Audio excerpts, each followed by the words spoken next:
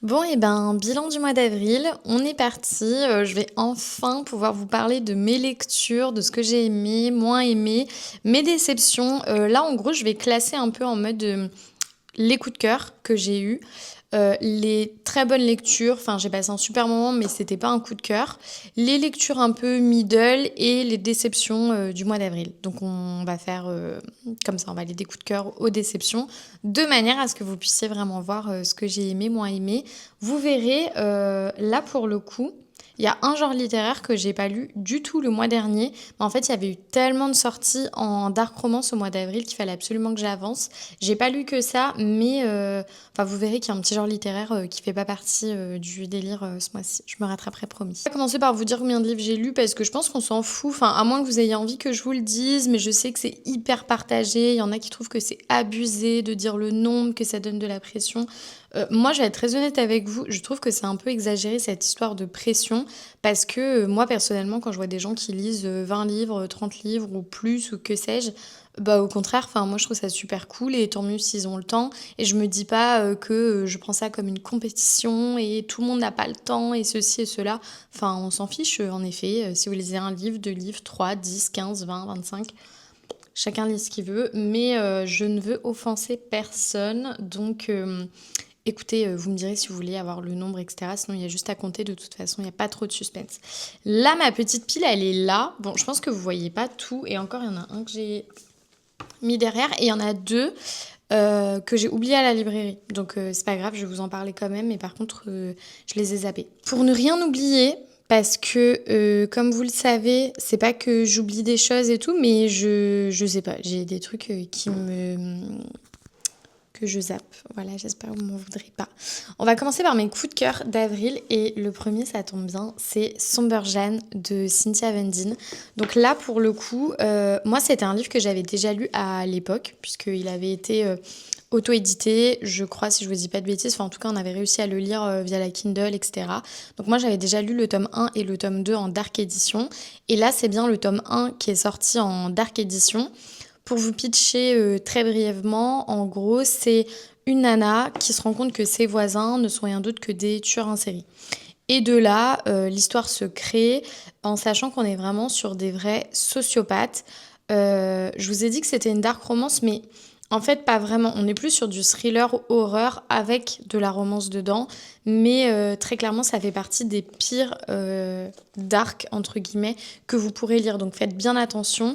Si de base, c'est pas... ça va peut-être pas être agréable là quand je bouge avec le truc et le micro.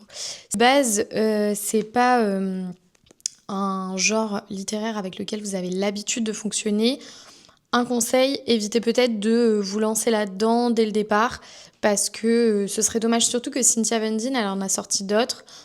Pour le coup, qui peuvent vous permettre de découvrir sa plume si vous avez envie de la découvrir, sans pour autant partir directement dans quelque chose d'aussi trash. Parce que là, comme je vous le disais, voilà, c'est assez trash. Pour mon avis, moi j'ai trouvé que comme d'habitude, la psychologie des personnages était hyper bien développée. Et moi, c'est ce que j'aime avec l'écriture de Cynthia Vendin, c'est que ok, elle nous écrit des trucs qui sont hyper trash, perdus, complètement cinglés, mais il y a toujours un fond de psychologie dedans. Il faut savoir qu'elle a fait des études de criminologie pour vraiment nous pondre des personnages qui ont une vraie histoire et une vraie psychologie atypique et compliquée. C'est pas juste du trash ou du gore pour du gore. Et moi perso, j'ai adoré. Évidemment, la protagoniste féminine m'a énervée de temps en temps, mais c'est évidemment le but, enfin sinon ça sert à rien, c'est de nous faire éprouver des émotions. Évidemment, il y a plein de choix qu'on n'aurait pas fait de la même manière. Évidemment, on a du mal à comprendre comment elle peut ressentir quoi que ce soit envers ce mec. Mais bah en fait, quand on creuse un peu, voilà, je pense que je vais pas dire que ça s'explique parce que non, mais en tous les cas, elle arrive à nous pondre quelque chose quand même qui est logique, quoi. J'ai adoré, comme d'hab. Moi, j'ai eu deux coups de cœur. Ah ouais, je l'ai pas mis en coup de cœur. J'ai eu deux coups de cœur ce mois-ci. Donc le deuxième, alors attendez, parce que là il est en bas de la pile. Donc ça va être le bordel. Je pense que je vais les mettre. Parce que évidemment, je n'ai pas eu la bonne idée. Putain. Je n'ai pas eu la bonne idée de vous les mettre dans l'ordre, sinon ce serait pas drôle. Hop, donc on va faire autrement. Puis de toute façon, vous me voyez peut-être mieux, c'est peut-être plus agréable pour vous. Mon deuxième coup de cœur, c'est Adam de Eni Eli. Alors, Franchement, moi Enny Lee, c'est une autrice que j'aime énormément. Il faut savoir que Enny Lee et Lily Degang sont 2 autrices françaises que j'aime du fond du cœur. J'adore ce qu'elles font et je trouve qu'elles ont vraiment une plume qui est exceptionnelle. Bon, je mets Lily Degang dedans puisque je l'adore, mais elle a pas écrit ça, hein. Donc Adam, là pour le coup, je vais être très honnête avec vous, l'histoire de base me tentait pas de fou, parce qu'en fait on est sur un mec à 18 ans. Moi vous savez que j'ai du mal quand les protas sont jeunes, j'aime pas l'immaturité, enfin j'aime bien les mecs un peu virils et tout dans les livres. Donc moi je sais pas, à 18 ans pour moi on peut pas avoir l'expérience d'un mec de 28-30 ou plus. Bon bref. Et donc du coup dans Adam... là, on suit donc Adam qui a 18 ans, qui est élève. Et en fait, il va rencontrer sa nouvelle prof Clara qui a 24 ans. Il va tomber sous son charme. C'est un amour interdit. Il y a un petit age gap. Et c'est un prof élève. Donc j'ai plein de clients qui me disent ouais, mais moi de base, le prof élève. Passez au-dessus de ça. Passez au-dessus de ça. L'histoire est beaucoup plus complexe qu'elle en a l'air. L'histoire est beaucoup plus intense qu'elle en a l'air. Là, on est vraiment sur un amour hyper passionnel. Amour interdit, évidemment.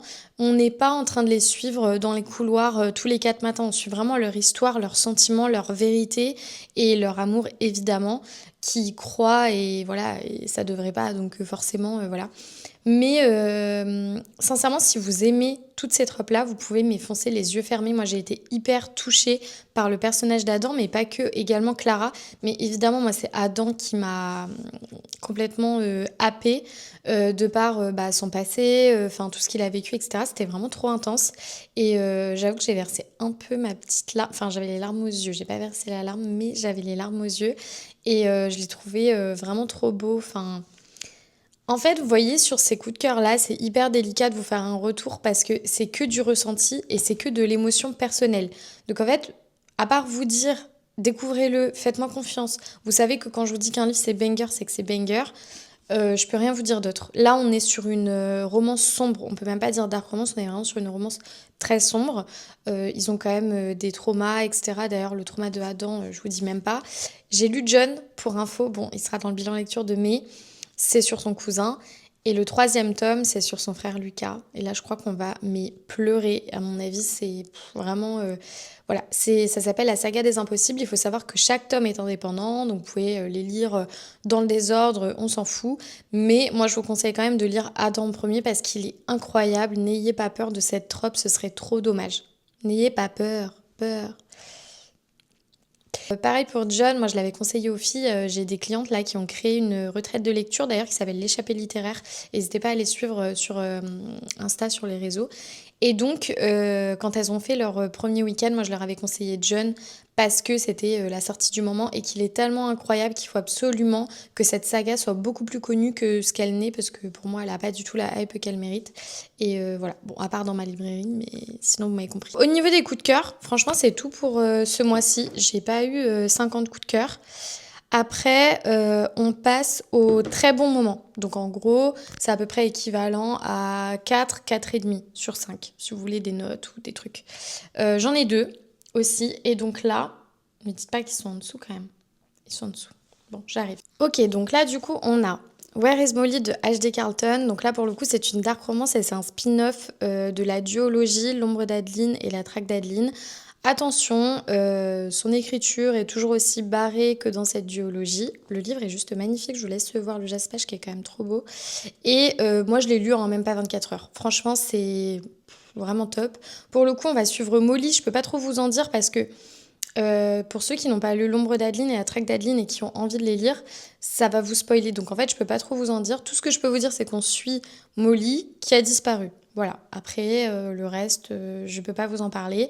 C'est hyper, hyper spicy. Il y a une grosse tension. Les scènes de smut, vraiment mes qualités plus, plus, plus.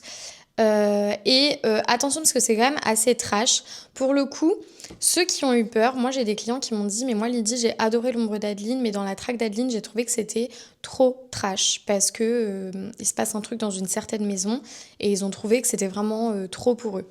Il faut savoir que dans cette certaine maison, pardon, la violence elle est faite aux femmes. Donc forcément, bah, en tant que femme, on se sent directement attaqué. Sachez juste que dans celui-ci, oui, il y a de la violence, mais la violence est faite envers les hommes. Voilà. Ça en a rassuré certaines de mes clientes, donc si jamais ça peut vous rassurer. Par contre, attention, c'est toujours aussi trash, toujours aussi gore. Et voilà, moi ce que j'en ai pensé, j'ai passé un trop bon moment, c'est passé hyper vite, j'étais très heureuse de retrouver la plume de H.D. Carlton, c'est extrêmement bien traduit, il n'y a rien à dire. Juste ce qui m'a manqué un peu, c'est la psychologie des personnages qui m'a manqué un tout petit peu. Après, je sortais de son peur Jeanne pour être tout à fait honnête. Donc en vérité, quand on sort d'une psychologie comme ça et qu'on rentre dans un autre, forcément on compare. Peut-être que j'aurais mis une note un peu plus haute si ça n'avait pas été le cas, mais toujours est-il que pour moi, ça manquait un tout petit peu, mais vraiment un poil de psychologie. Et franchement, j'aurais aimé que ce soit un tout petit peu plus développé aussi. Je trouve que parfois, même les actions, ce qui se passait, ce qu'ils ressentaient dans leur tête, etc. C'est délicat parce que je veux vraiment pas vous spoiler, donc j'essaie de pas vous en dire trop. Mais ça me manquait un petit peu et je m'attendais à un tout petit peu plus de références par rapport à L'ombre d'Adeline et La traque d'Adeline. Voilà. Mais il y en a eu quelques-unes et j'ai été hyper contente d'ailleurs de retrouver certains personnages. Bref, en tout cas, pour ceux qui ont aimé la duologie L'ombre d'Adeline et La traque d'Adeline, franchement, mais foncez les yeux fermés, vous allez adorer le spin-off, il est top. Donc, très bonne lecture. Ensuite, non mais j'ai lu Glen Afrique de Karine Jebel. Que dire? Moi, Karine Jebel, il faut savoir que c'est vraiment une de mes autrices thriller préférées. Mais vraiment. Euh, Bah, c'est ma préférée. Franchement, c'est mon autrice préférée parce que je trouve que la psychologie est toujours hyper intense. Elle nous fait ressentir des émotions de dingue. Et moi, j'aime qu'elle me fasse ressentir des choses. En fait, c'est ça que je vais chercher quand je lis des romans d'elle. Et Glen Afrique, je vais être très honnête, c'est un livre qui m'attirait pas trop de base parce que ce qui est évoqué, en fait, ça me touche pas. Enfin, ça parle de harcèlement. Enfin, ça me touche pas, c'est horrible ce que je vais dire. Mais en gros, moi, j'ai pas connu de gens qui se sont vraiment fait harceler ou quoi dans la vie. Donc, en fait, oui, j'ai pas cette sensibilité. C'est ça que je veux dire, où on se dit des fois, ça nous touche particulièrement parce qu'on l'a vécu, parce que quelqu'un de notre entourage l'a vécu, etc. Là, pour le coup, moi, c'est pas forcément mon cas. Donc, j'avais un peu peur de pas m'identifier, de pas ressentir ce que je voulais ressentir avec elle. Pas du tout. Là, ici, on va suivre Léonard qui, au début du récit, a 15 ans et qui se fait harceler à l'école. En fait, en gros, il a une petite déficience due à ce qu'il a vécu dans son passé. Et donc, bah, tout le monde se moque de lui. Enfin, il se fait taper et tout. Enfin, c'est vraiment une catastrophe et extrêmement révoltant. Et en fait, c'est vraiment ce sentiment d'injustice qui va prôner jusqu'au bout. Il faut savoir que c'est bien plus compliqué que ça. Je ne peux pas vous pitcher plus que ça parce que, encore une fois, avec Karine Gébel, en fait, c'est ça le truc, c'est que ce qu'elle fait, c'est incroyable. Mais à chaque fois, je suis obligée de vous pitcher deux phrases. Et si je vous en dis plus, je vous spoil. Ça faisait pareil avec Purgatoire des Innocents, Toute Blesse, Les Morsures de l'Homme. Enfin, bref, tout ce que j'ai pu lire et dont je vous parle. Donc là, c'est un peu la même chose. Tout ce que je peux vous dire, c'est que si vous aimez les thrillers haletants, où il se passe énormément de choses, où vous ressentez des émotions jusqu'au bout, vous avez envie de sortir les mouchoirs, parce que moi, là par contre, je peux vous dire que j'ai chialé, et plus d'une fois, j'ai vraiment chialé. C'est pas la petite larme, c'est que j'ai chialé à la fin du roman. Évidemment, je vais pas vous dire comment ça se termine, mais j'ai été retrouvée en larmes chez moi. Et de toute façon, Karine Gébel, je la dis jamais à la librairie parce que je sais qu'elle m'arrache toutes les larmes de mon corps. Et j'ai eu peur d'être en panne de lecture parce que, par exemple, pour Toute Blesse, la dernière tue, elle m'avait mis en panne de lecture pendant 5 jours. C'est vraiment une lecture voilà, ouais, affreuse. Mais bon, là, c'est un peu le même truc, hein. C'est tout aussi horrible, mais elle arrive à mettre de la magie dans tout ça, elle arrive à nous faire tantôt détester des personnages, tantôt les apprécier.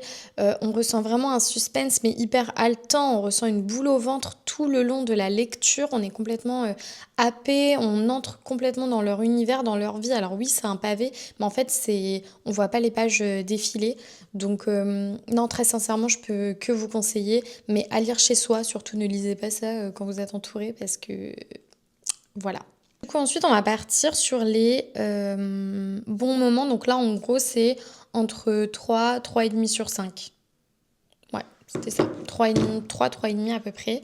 Euh, Je vais pas faire d'ordre parce que là, sinon, on s'en sort pas. Alors, du coup, j'ai lu La Révolte de la Reine de Morgane Moncomble. Qu'est-ce que j'en ai pensé? Bah écoutez, franchement, j'ai passé un super bon moment. Il s'en est pris, je vais pas dire plein la tronche parce qu'il faut pas exagérer, mais un petit peu quand même, je trouve. Moi, franchement, je vais être très honnête avec vous, j'ai un peu cette sensation que les gens commencent à être extrêmement exigeants. Alors c'est normal, hein, on a de plus en plus de livres qu'on achète, etc. Le prix du livre, c'est quand même pas rien. Donc tout ça, je le comprends, il n'y a pas de souci. Euh, pour autant, je trouve que les critiques qui ont visé ce livre n'étaient pas hyper fondées. C'est-à-dire qu'en général, ce qui revenait, c'est oui, enfin bon, comme si on avait ce langage-là au moment de Versailles. Oui, enfin bon, elle a quand même pris pas mal de libertés. Alors juste comme ça, c'est écrit à la première page. Elle le dit tout de suite, je prends des libertés, euh, qu'elle modernise en fait son récit. Donc, enfin, à un moment donné, on est prévenu. Je veux dire, c'est comme ceux qui crient au scandale pour la dark romance alors qu'il y a 50 trigger warnings, mais qui sont choqués. Enfin, à un moment donné, si on lit les avertissements des auteurs, bah en fait, il n'y a pas de souci, quoi. Je veux dire, on se lance dedans, on comprend que, en effet, elle a voulu faire une romance historique d'époque. On a le décor, on a les personnages, etc. Maintenant, effectivement, sur le langage, il y a eu quelques prises de liberté. Mais moi, perso, ça m'a pas dérangé du tout. Enfin, je me suis mis dans le truc et c'était ok, quoi. Bon, c'est le marque-page. Sincèrement, moi, dans ce roman... Ah oui, juste comme ça, sachez que moi, je suis payée pour rien. Enfin, là, quand je vous parle de tous les livres, j'ai pas de collab ou de trucs comme ça, j'ai rien du tout. Là, au niveau de ce roman, on va suivre en fait bah, la future reine, en gros, et le roi. Mariage arrangé, machin, enemies to lovers.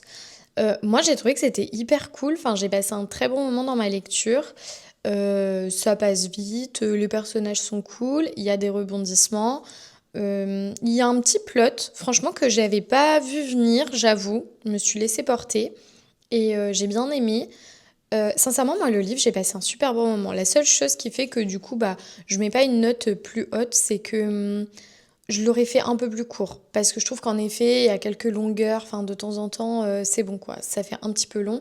Par contre, j'ai bien aimé l'aspect lettre manuscrite à l'intérieur, la plume de l'autrice. Évidemment, c'est une plume qui est hyper fluide, hyper agréable à lire. La tension entre les personnages, elle est vraiment hyper bien décrite. Il y a quand même un peu de spicy qui est plutôt sympa à lire. Enfin, franchement, on a passé un super bon moment. Je trouve que vous êtes dur. Enfin, si vous faites partie de la catégorie qui a dit ça, je trouve que vous êtes un peu dur. Et non, moi, good vibe en fait. Si vous avez envie d'un truc good vibe, sympa, à la. Je vais pas dire Bridgerton, c'est même pas ça, mais vraiment romance historique, mignonne et sympa. Quand même avec du spicy, hein. Quand je dis mignonne, c'est pas le truc cucu. Pareil, la nana, elle est hyper badass, etc. Alors évidemment, avant, ça se faisait pas. Je veux dire, jamais de la vie, une femme aurait été... Enfin, vous voyez ce que je veux dire. Mais justement, elle a pris des libertés aussi, et c'est ça qui est chouette. Là, on se retrouve face à une future reine qui se laisse pas faire, qui se laisse pas démonter, qui veut pas, enfin, qui veut être hors des conventions sociales, etc. Et non, c'est hyper chouette. Enfin, du coup, j'ai lu Willow Lake de Alicia Garnier. Il faut savoir que l'autrice est venue en dédicace, c'était super cool. Vous avez été mais tellement nombreux. Merci beaucoup d'ailleurs quand il y a des dédicaces. Venez, je le dirai jamais assez, mais sachez que c'est tellement, tellement, tellement important. Tous les auteurs se connaissent, tous les auteurs échangent entre eux. Donc forcément, s'il y a du monde, ils vont leur dire ah non mais à Pau on est vraiment attendu, etc. Si c'est pas le cas, voilà quoi. Bon bref, parenthèse fermée. Willow Lake, j'ai passé un trop bon moment. Alors, pour le coup, quand j'ai fini le livre, je me suis dit, non mais c'est pas possible, j'ai une mèche qui repique là, non? Ça va beaucoup. Je vais m'en rendre compte au montage et je vais péter un câble d'avoir une mèche qui repique. Pourquoi elle fait ça? Donc je vous disais, là, Willow Lake. Alors en plus, moi j'ai peu de mémoire, hein, donc j'essaie de faire attention, mais j'ai rien préparé du tout à regarder des notes, des fiches et tout. Là, je vous fais du full spontané, comme si vous étiez en face de moi. Donc là, Willow Lake, on est sur une nana. Ah oui, trope un peu seconde chance, cow-boy, euh, et on va suivre deux temporalités en même temps. On est autour de 3, 3,5. Ça reste quand même des très bonnes notes, hein. 3, 3,5, je le rappelle quand même, parce que des fois, j'en vois qui se font taper sur les doigts parce qu'ils mettent 3,5. Mais n'oubliez pas que ça reste quand même des très très bonnes notes. Moi, ça m'a juste manqué d'un peu plus de spicy. J'aime bien quand on est dans un univers cow-boy que le mec soit un petit peu plus... Voilà. Mais par contre, sinon, en dehors de ça, en termes de secret, de rebondissement, de plumes, évidemment, la plume d'Alice Garnier est extrêmement fluide et extrêmement belle. J'ai trouvé que c'était hyper cool. Il y a quand même la trope seconde chance qui est abordée et qui est extrêmement bien abordée. Et là, en fait, voilà, c'est ça que je voulais vous dire. En gros, à la fin, je me suis dit, mais qu'est-ce qu'elle nous a fait là? Pourquoi elle a fait ça? Et quand j'en ai parlé avec elle, elle m'a dit, mais Lydie, ça aurait pas été logique ce que moi je voulais, en gros, je peux pas vous le dire. Euh, Ça veut rien dire, hein, je vous emmène dans aucun truc parce que sachez que moi j'aime autant les happy end que les sad end. Donc vraiment ça veut rien dire ce que je vous dis. Et en fait, je lui disais, mais elle me disait, ça n'aurait rien voulu dire, ça n'aurait pas été logique. Et en gros, quand on a vraiment commencé à creuser le truc, bah, je lui dis, mais t'as raison, en fait, c'est vrai, ça aurait pas été logique du tout. Et la manière du coup dont elle a abordé le truc, bah, en fait, c'était vraiment avec énormément de justesse. Et je crois que c'est là-dessus où elle a été super forte. C'est vraiment le genre de lecture hyper cosy. Et moi, pour le coup, ça me manquait d'un peu plus de brusque. Vous voyez ce que je veux dire? Mais encore une fois, c'est perso. Voilà. J'ai mis Tendre promesse assassine de Laura Ezrena. Il faut savoir que de base, moi, 12 folies meurtrières, c'est une dark romance. 12 folies meurtrières, j'ai pas aimé. J'ai pas aimé, il y a plein de choses qui m'ont manqué. J'ai trouvé que... Alors ok, hein, il y a un plot twist de fou, etc., auquel on s'attend pas, et ça c'est cool. Mais en fait, en gros, moi je m'attendais pas du tout à ça. C'est-à-dire que quand j'ai lu le résumé et quand j'ai lu le livre, j'avais l'impression que c'était pas la même chose. Donc c'est ça qui m'avait gênée. Pour autant, voilà, après le livre, c'était pas du tout une cata. C'est juste que ça m'avait gênée. Et là, d'entendre Promesse assassine, bah, comme son nom l'indique, il tient vraiment ses promesses. Non, mais moi, j'étais choquée du plot. Je suis restée comme une malade. Je me suis dit, non, mais c'est quoi ça en fait? Et même l'histoire tout au long est hyper intrigante. L'atmosphère est vraiment suffocante, hyper sombre. Euh, on est sur une espèce de remasterisation de Le Petit Chaperon Rouge, mais j'aime pas vous dire ça parce que en fait, ça va vous y faire penser parce qu'il y a quelques refs, mais vous inquiétez pas, on n'est pas du tout sur un compte interdit qu'on change quoi. Enfin, vous voyez ce que je veux dire, ça n'a rien à voir. Mais pour autant, il y a quand même quelques refs. Et le plot, mais moi j'ai été choquée. La plume de l'autrice, j'ai beaucoup aimé dans ce roman que j'ai trouvé hyper cool. Après, pourquoi je lui mets pas plus? Parce que, ah oui, on a retrouvé aussi quelques personnages dedans, donc en vrai, ça m'a fait plaisir de les voir. Euh, J'aurais bien aimé un tout petit peu plus de... Bah peut-être de violence encore. Voilà, vous allez me prendre pour la folle du bus, mais de temps en temps, je trouve que l'aspect psychologique et la plume un peu poétique, c'était un peu trop. Et j'aurais aimé que ça le soit un peu moins pour nous donner un peu plus de violence par rapport à ce qui nous avait été indiqué. Même si en réalité, il y en a déjà beaucoup, hein, parce que franchement, les trigger warnings, il faut s'accrocher. Mais je sais pas, moi, quand je lis ce genre de dark, je me mets en tête que je vais sur un truc vraiment hyper sombre, hyper trash, etc. Et du coup, parfois, ça manque un peu. Mais voilà, ça n'empêche que franchement, je l'ai dégommé en 24 heures. Donc, j'ai vraiment passé un trop bon moment et dont j'ai beaucoup aimé. Ensuite, on va passer aussi à l'aspect thriller dans les bons moments. C'est Une voisine sans histoire. Là, franchement, j'ai mis 3,5, mais en vrai, j'aurais peut-être pu monter à 4. Mais trop bon moment. J'ai adoré ce thriller. La couverture est laide. On peut se le dire entre nous, c'est vraiment pas joli. Mais moi, j'ai adoré. Pour vous pitcher vraiment brièvement de chez brièvement, on est sur une nana qui a 40 ans, qui vit encore chez son père. Son père va mourir. Et elle va se rappeler d'une phrase qu'il lui avait dit en disant oui, si jamais je meurs, t'as qu'à mettre à la poubelle. Bah, je vous laisse deviner ce qu'elle a fait. Et donc, quand elle va aller au village, les gens vont dire bah, ça fait longtemps qu'on n'a pas vu ton père. Puis elle va dire bah ouais, je l'ai mis à la poubelle. Donc, il est mort, j'ai mis à la poubelle. Voilà, donc il va y avoir une enquête et évidemment beaucoup de secrets du passé vont ressurgir. Et en fait, moi, c'est ça que j'ai adoré, c'est que je m'attendais à quelque chose d'extrêmement simple. Là, quand je vous pitch, vous vous dites oui, bon, ok, ça a l'air décalé, sympa et tout. Mais on va tellement plus loin. J'ai été choquée de toutes les révélations tout au long du roman. C'était un truc de malade. Là, c'est vraiment un thriller psychologique. Pour tous ceux qui aiment un peu les délires à la Freda McFadden, etc., ça, c'est encore mieux. Je vous jure, c'est encore mieux, vraiment. Enfin, moi, je peux que vous dire de foncer. J'ai passé un trop trop bon moment. Pourquoi je mets pas plus? Parce que au début, je savais pas où on allait et du coup, je me disais, ouais, mais c'est trop simple en fait. Je pense que si dans ma tête, j'avais déjà su ce que j'allais lire à la fin, et ben à mon avis, j'aurais été encore plus surexcitée et plus contente. Enfin, je sais pas trop si vous voyez ce que je veux dire, mais bon, je sais pas. Mais en tout cas, Elysium House de Victoire Six, alias Nous les lecteurs, sur le BookTok. Magnifique d'ailleurs ce petit roman. Et franchement, alors je vais être très honnête, j'ai beaucoup aimé. Je lui ai mis 3 sur 5, donc pareil, hein, c'est une bonne note. De base, il faut savoir que moi, tout ce qui est Dark Academia, j'aime... Enfin, j'ai du mal. C'est pas que j'aime pas, j'aime bien, mais je trouve que c'est jamais hyper bien amené. Je trouve que ça manque toujours d'un petit quelque chose et tout. Donc voilà, ça me hype pas, on va dire. En plus, on est sur un Rivals to Lovers, dans une université. Bon, de base, enfin, je vous dis la vérité, c'est pas le livre sur lequel je me serais retournée. Mais c'était quand même important que je le lise et que je sache. Et franchement, tout ce que je peux vous dire, c'est que... En fait, pourquoi j'ai mis cette note? Parce que l'histoire, c'est pas une histoire de dingue. En effet, ça tient les promesses que je vous cite là. En gros, Dark Academia, elle c'est la meilleure, il y a un nouvel élève qui arrive, arrogant, charismatique, beau, qui est excellent dans son domaine. Elle va se sentir menacée et voilà. Ils sont rivaux, attirance, vous m'avez compris. L'aspect plume de l'autrice. Mais j'étais choquée. Je suis complètement fan de la plume de cette nana. Elle écrit tellement bien, je vous jure. En fait, l'histoire de Bess, c'est pas une histoire qui va me captiver, mais grâce à son écriture, ben, j'étais à fond dedans. Et ça a été vraiment ma belle découverte du mois d'avril aussi pour ça, parce que je me suis dit, mais au prochain truc qu'elle sort, moi je vais le lire juste pour ça. Parce que j'adore sa manière d'écrire, je vous jure, c'était trop bien.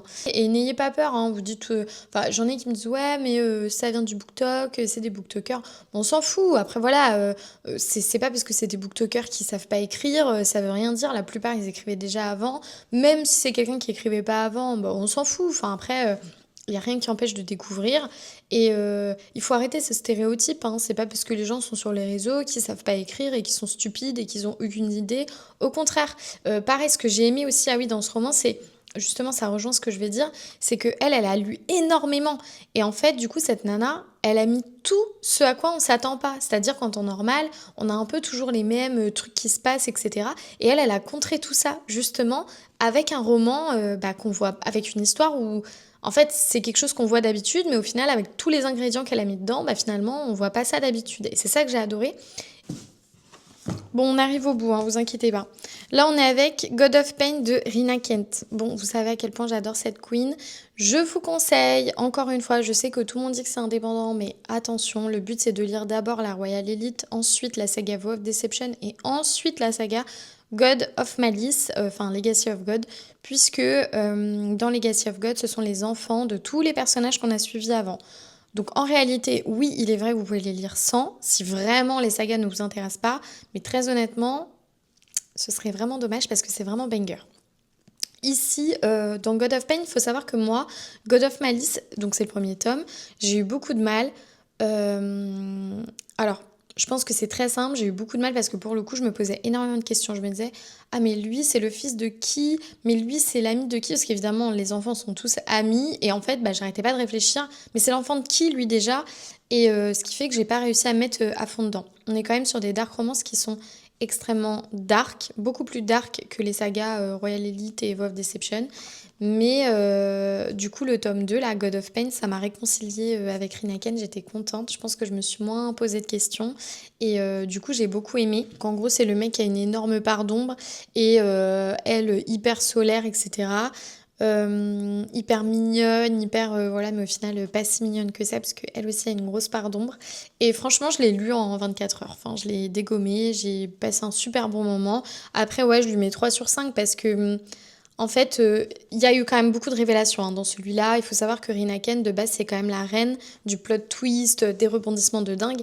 Et en fait, moi, je pense que je compare énormément à la saga Royal Elite, qui pour moi avait beaucoup plus de rebondissements. C'était moins dark, mais en fait, il y avait beaucoup plus de rebondissements. Et du coup, j'arrête pas de comparer. Et c'est ça qui fait que les notes, elles sont pas hyper hautes pour cette saga. Parce qu'en fait, j'ai besoin de plus. Voilà. Même si là, j'ai lu le troisième tome, je vais pas vous dire parce que du coup, ça sera dans le bilan de mai, mais même si ça manquait de rebondissement, l'histoire était tellement intéressante. En plus, c'était sur un des personnages que je voulais trop lire. Bon, bref, voilà. Ah oui, dans les bons moments que je n'ai pas là sur place, il y a aussi Tous leurs secrets de John Mars. Mais ça, mais incroyable. Pareil, de base, l'histoire, ça fait un peu film TF1, mais je vous jure, c'est tellement plus compliqué que ça. On est sur un couple qui achète une maison à rénover. Et dans cette maison, ils vont trouver des valises qui sont remplies de cadavres. Voilà, en gros, le pitch, c'est ça. Mais c'est tellement banger, c'est beaucoup, beaucoup, beaucoup plus compliqué que ce qu'on pense. Et en vrai, je pense que lui, je sais pas pourquoi je l'ai mis dans ces lectures-là, parce que je lui mets facile 4 sur 5. C'est vraiment un des meilleurs thrillers que j'ai lu, thriller psychologique toujours, pour ceux qui aiment un peu les délires à la Freda McFadden, voilà. Euh, Pareil pour celui que je vous ai présenté juste avant. C'est un peu le même délire, mais là, l'atmosphère, elle est extrêmement sombre, c'est suffocant, c'est angoissant. Par contre, ça touche aux enfants. Alors attention, si vous êtes sensible à tout ce qui touche aux enfants, ne lisez pas ça, ça va vous faire du mal. Mais en dehors de ça, sinon, je ne peux que vous conseiller. Franchement, c'est trop bien. Vraiment, c'est un banger. Et du coup, bah après, on va passer à mes déceptions. J'en ai 3. Je suis désolée pour les auteurs concernés. Je vais pas vous donner de notes puisque ça sert à rien là pour le coup. Juste, voilà, c'est mes petites déceptions du mois. Je peux pas mentir à mes clients, donc enfin voilà, je suis obligée de vous dire la vérité. La première déception, c'est Derelict de Nolwenn. Bon, un peu déçue. Il est beau, hein, par contre. En gros, je vais vous dire pourquoi ça m'a déçue.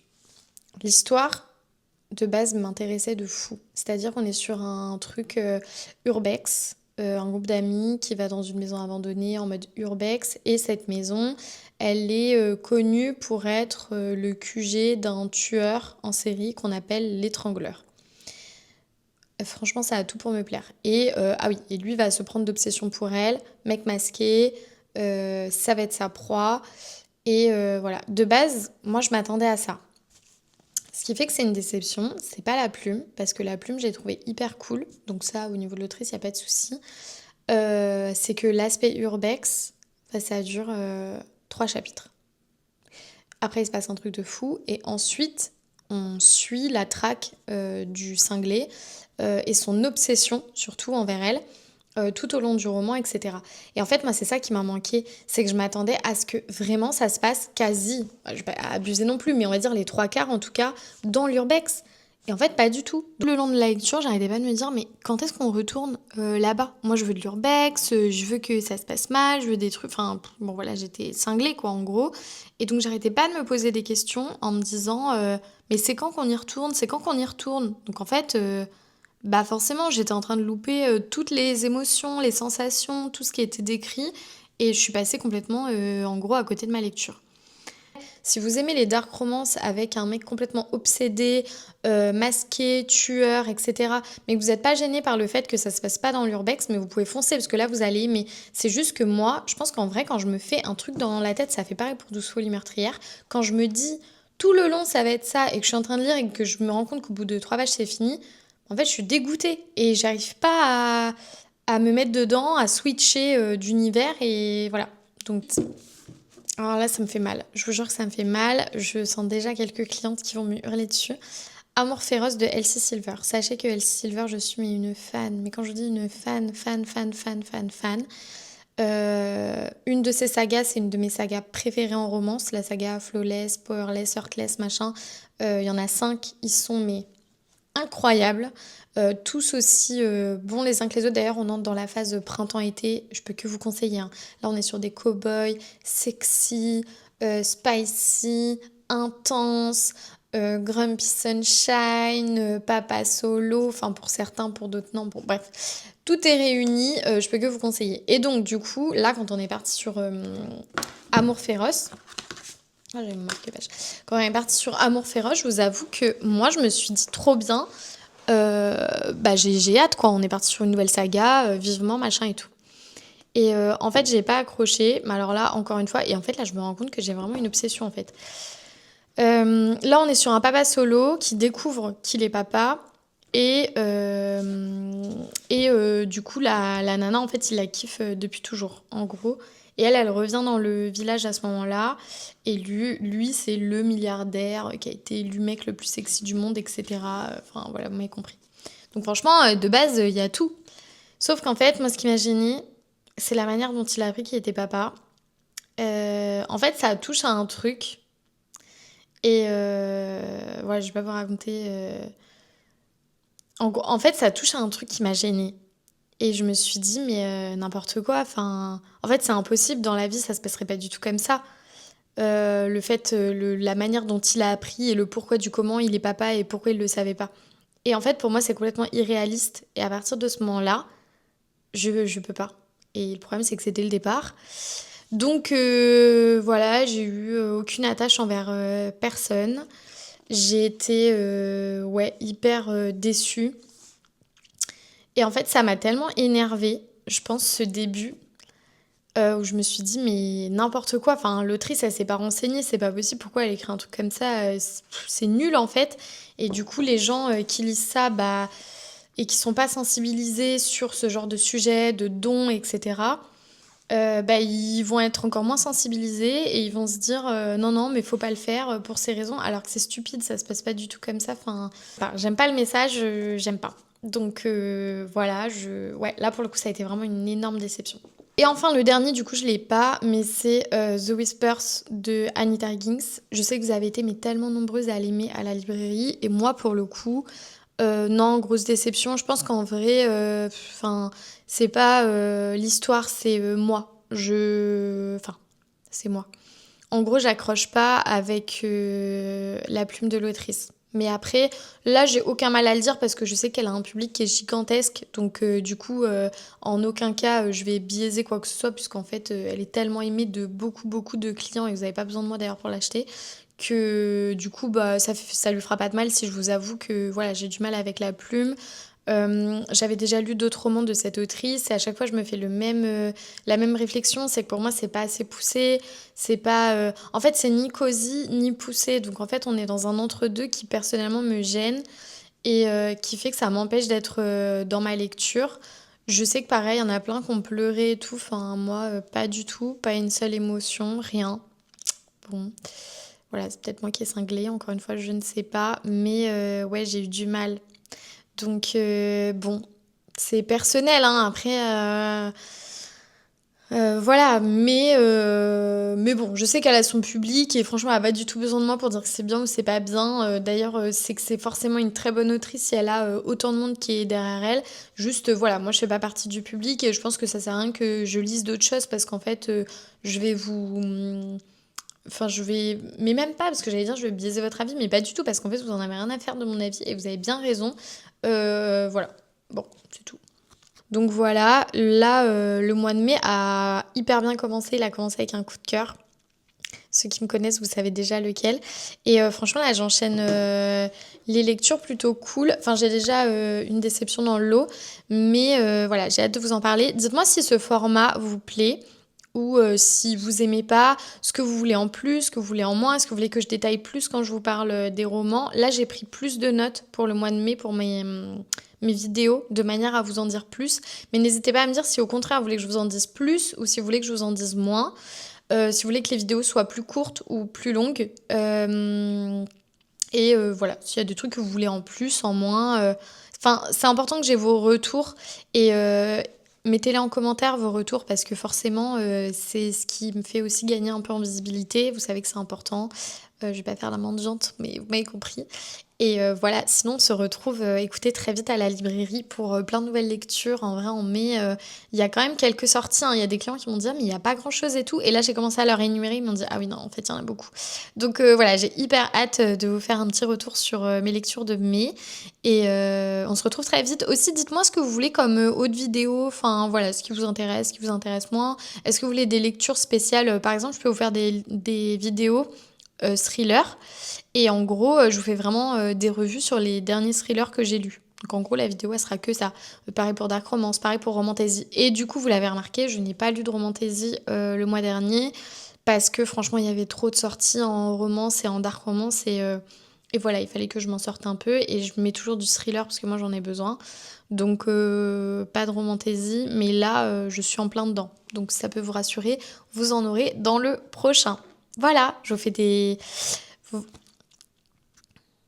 Voilà, évidemment, abonnez-vous, likez, commentez, c'est important, je le redis jamais assez, mais forcément, ça ajoute énormément de soutien. Voilà, je vous fais des gros bisous et merci de me suivre et tout. Évidemment, abonnez-vous.